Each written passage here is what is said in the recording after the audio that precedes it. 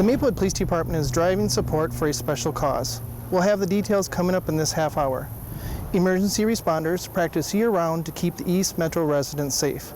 We'll take a look inside a new and high-tech complex facility helping keep safety officials on top of their game.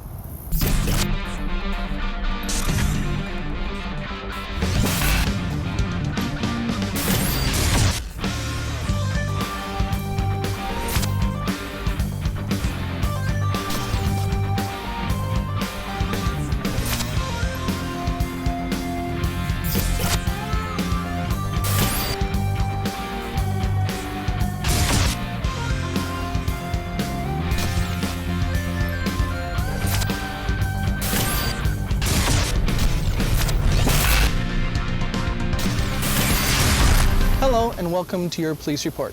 I'm Lon Bakey. This month we're exploring the new East Metro Training Center that is truly state-of-the-art. We're going to talk with Maplewood Fire Chief Steve Lukin in a few minutes, but first, family and fellow firefighters came together to honor a fallen colleague who many considered a friend.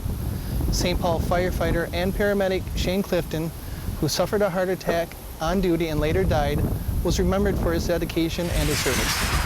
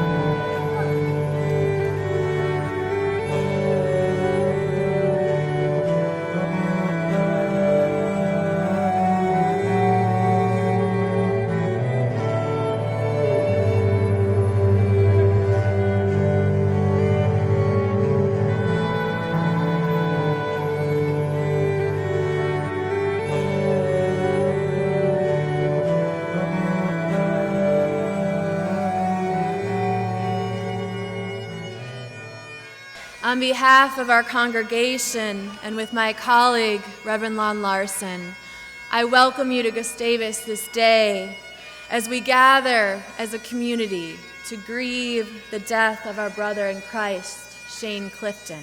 It is in times like this, times of loss, that we turn our hopes toward and our thoughts toward the God of heaven. It's been said that when we are born, we come into the world crying and surrounded by people full of joy. When we leave the world, we are full of joy and surrounded by people who are crying. What is our loss is Shane's gain. We will cherish our memories of him as a much loved, kind, and gentle man. He will live forever in our hearts as he walks by God's side until we meet again. Our pastor once told us that grief is like a book on the shelf. Sometimes it will fall off unexpectedly and come crashing onto our lap, and we will have to deal with it right then. But in time, we will reach for the book and open it and reflect on the life of our beloved Shane. Shane was big and he was loud, he was charismatic, he was a little rough around the edges, but everyone on the fire department knew him. I'm really fortunate that I was one of the few that got to spend a lot of time with him, worked a lot of years with him. I know a lot of people always ask me, they're like, what is it like working with a guy that dynamic every day? I think the best way I could describe it is I'd tell everyone it's like having a front row seat to the greatest show on earth. Shane Clifton was a beloved father, son, cousin, friend, and a superb firefighter paramedic with St. Paul Fire Department for 8 years. Following the tragedy of 9/11, firefighters across the nation use the term never forget. Never forget means that we have lost one of our own. Never forget means that firefighters are in mourning. Never forget means Shane's family is now part of the Local 21 family forever. Never forget means that Shane will forever be in our hearts and minds. Now as we move Shane to his final resting place, never forget means that St. Paul firefighter Shane Clifton will be our brother today and always. Rest in peace, Brother Clifton, you will never be forgotten.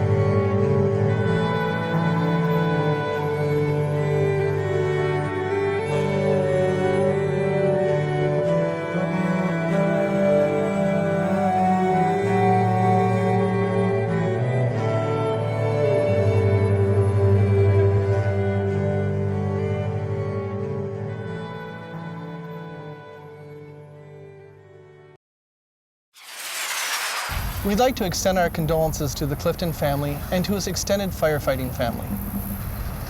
Many different fire departments are now able to train a little closer to home since the East Metro Training Center opened its doors. Maplewood Fire Chief Steve Lucan is here to talk about the high-tech facility. Welcome, Chief. I appreciate you spending some time with us. Thank you.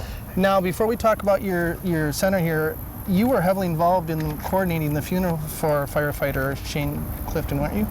Yes, our event was inside as ushering, make sure people got in and out in the time they did. And it's all about helping our fellow departments. St. Paul, any of our surrounding departments that we have here today, we work as a brotherhood and everyone takes care of each other in times of sad as well as times when they need assistance for other things as well. And this was a very unfortunate death that St. Paul had, and as you mentioned, all of our condolences have been out to the family as well as St. Paul Fire for what they've had to go through. Now, even though he didn't work with your department, like you said, that brotherhood is what it's all about. And how does that affect your fire department? Well, you know, all of us feel the grief, you know, when you lose a firefighter, or when you lose anyone for that matter. And it even hits home a little bit more because there were some firefighters that used to be on Maplewood who are now on St. Paul Fire who knew him, and, you know, we grieve for them as well and work through this. Unfortunately, about 100 firefighters die each year, and over 50% of those are heart-related incidents. So, as I'm sure you will find out, there will be things done in the future to help mitigate some of that, whether it's more education, more eating habits, and those types of things. So hopefully out of this tragic situation, all departments, not just St. Paul, something good can come out of it. And that would go for police department as well. Yep. Exactly, yep. All right. Yep. Now, to get to your training center here, this is quite the feat here. I'm sure when it was built, there wasn't a single problem that happened while it was being built. Yeah. Did you have a couple struggles with it? You know, the first big struggle we had was making sure we could get the property. It was MnDOT property, and it took some time, obviously. With government, it always takes a little bit more time than you thought. And then obviously the biggest source was the funding, and we did go through bonding.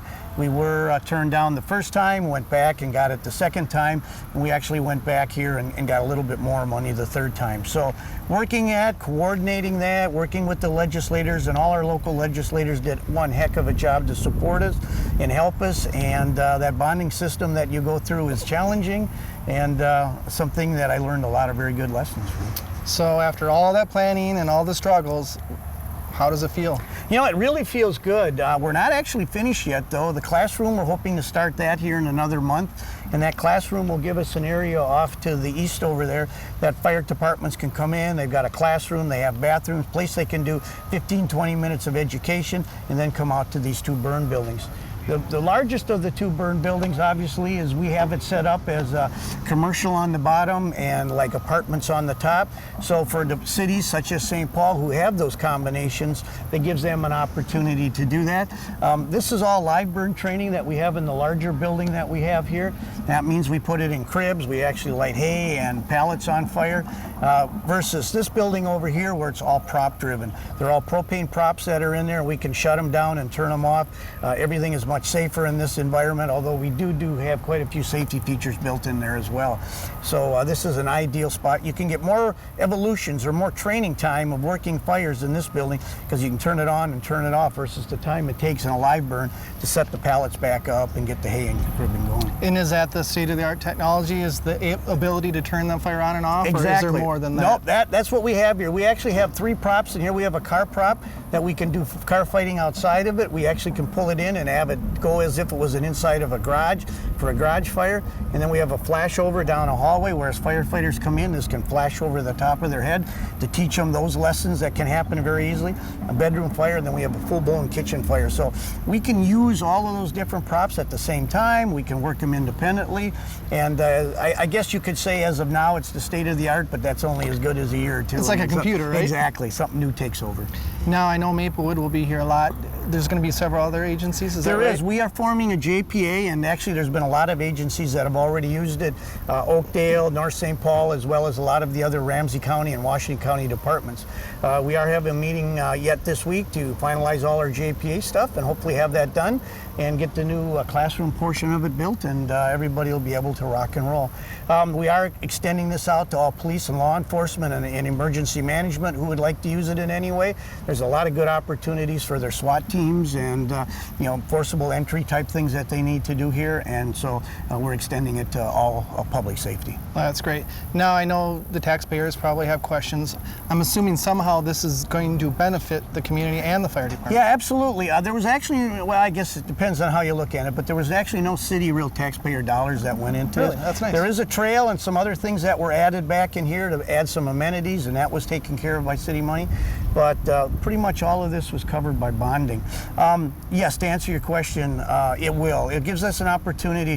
When we come to do a live burn training at night, you can maybe get 2-3 evolutions in at a time before it gets too late because of the setup time that you have. And in this case here, you can start it, you can back people out, and you can send a new group in. So we can probably get 5 times the amount of training in this building than we can in this. So it definitely will help us to train better, to be better able to protect our residents and those who visit our city. Well, that's great, and I'm glad we brought up that because I know some of the concerns that were raised to me was tax money. So now people know very little. Very little of any that went into this. Again, at how you look at it, bonding money obviously is a statewide taxing, but this was all built with bonding money with a few dollars used by the city and others. Good.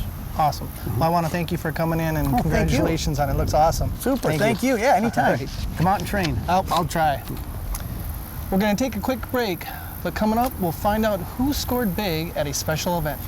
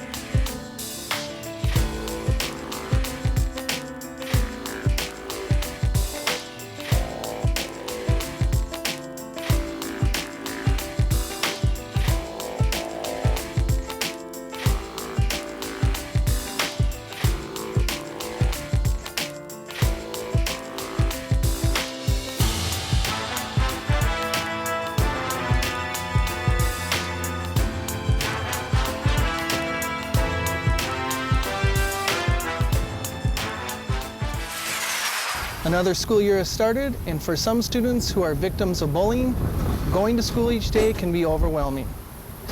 In honor of National Bullying Prevention Month, here's a video from Pacer helping to put experiences of being bullied into perspective.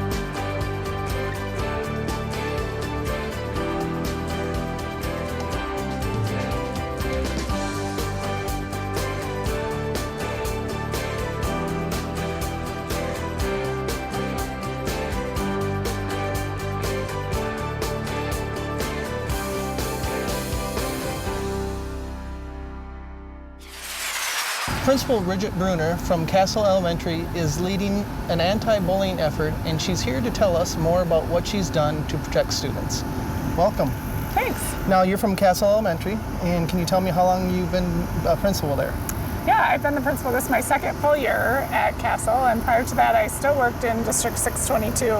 I worked at Skyview Middle School for 13 years prior to taking over at Castle. Okay, so you're getting some experience. Yeah.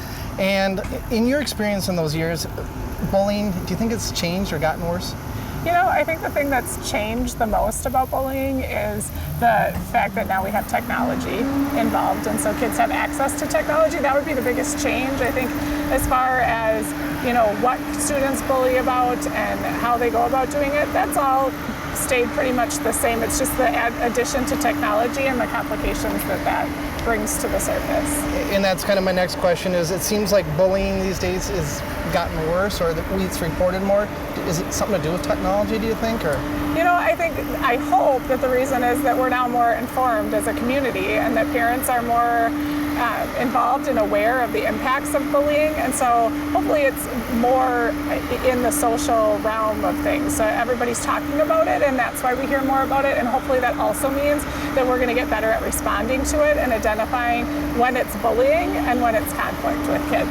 Right, big difference. There is a big difference. Yep. And it seems like the proactive approach is the thing we're doing now, which is awesome.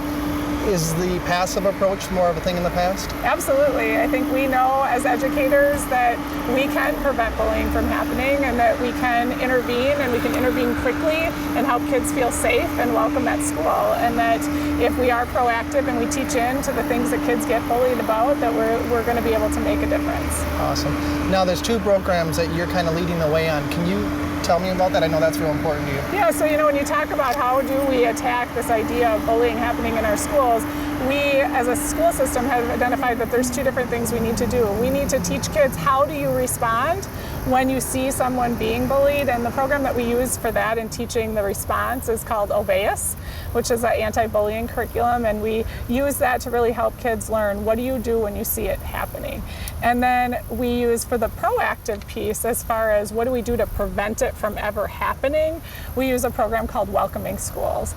And Welcoming Schools is about teaching kids to respect each other's differences and understand that we all come from different families, and we need to respect that and embrace it as a community. Absolutely. And you feel it's making a difference? You must, if you're Yeah, you know, I absolutely do. I feel like the Welcoming Schools approach of being able to really talk to kids and celebrate their families, and really talk about some of the things that kids get bullied about. You know, the fact that we have students that come from two-parent families, we have students that come from one-parent families, we have students who have grandparents living with them, we have students that have same-sex parents, we have students that have opposite-sex parents, and being able to allow students to talk about and see themselves represented in our schools helps it to make everyone understand that we have to respect where we all come from and celebrate it. Absolutely. Now, we can only do so much. You as a principal, me as a police officer in the schools. Where do the parents come in, and how can they help? You know, I think the thing that parents can do, and myself being a parent, I think we need to talk to our kids, and we need to listen to what they're telling us, and we need to ask questions, and we need to help them navigate, you know, how do we respond? What should I do in those situations? And, you know, at home, I like to, even with my own kids, role play it. When they're having a conflict with another student, talk about, well, what did he say? What did you say? And how could you do it differently the next time? And then, of course, to let us know early, I would say, more than anything as families, is if something feels like it's not quite right with your kiddo, to call us and say, you know, this is what I'm noticing with my student, and what do you think? What are you seeing at school? And how can we partner and work together to help my kid feel safe, respected, and loved at school and at home? A lot of times they are acting out at home, and it's a result of what's happening at school, so that's great advice. Right. Well, I want to thank you so much for coming in and spending some time with us. You bet. Thank you. Thanks for having me. We're going to take a quick break, but stay tuned. There's more to come when we return.